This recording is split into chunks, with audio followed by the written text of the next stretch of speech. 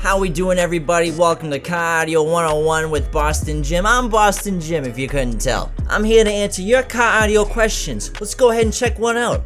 Too bass, too furious. So, I have a 2003 Subaru Impreza Outback Sport with the clapped out factory speakers still in the car. The front ones are actually good, but the rear 4-inch speakers blew out fairly easily. Me being cheap, I went out and bought a pair of 4-inch Scosche 4-ways, and honestly, they sound worse. I'm thinking of upgrading once again to the kickers, but if the factory speaker was 4 inches, really, how big can I go without drilling any bigger holes? I'm not looking at fitting 6x9s in.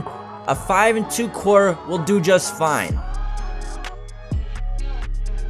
5 2/4, 5 2/4, 5 2/4, 2/4. A 5 2/4, a 5 2/4, a 5 2/4 will do just fine.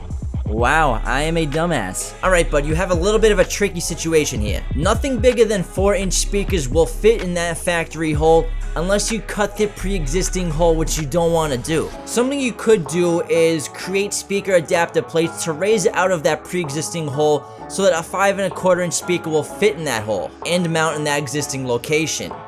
I can already tell all the comments we're gonna get about things going inside holes. And you have to remember, setting the crossover point for 4-inch speakers is a must. A minimum of 100 Hertz is a good starting point. And there are a few reasons why those Scosche 4-inch speakers probably sounded worse. Were they wired with the same polarity? And not everybody knows this, but 4-way speakers will usually be brighter because they feature like 3 highway frequency drivers rather than a 3-way speaker which has 2 tweeters on the driver.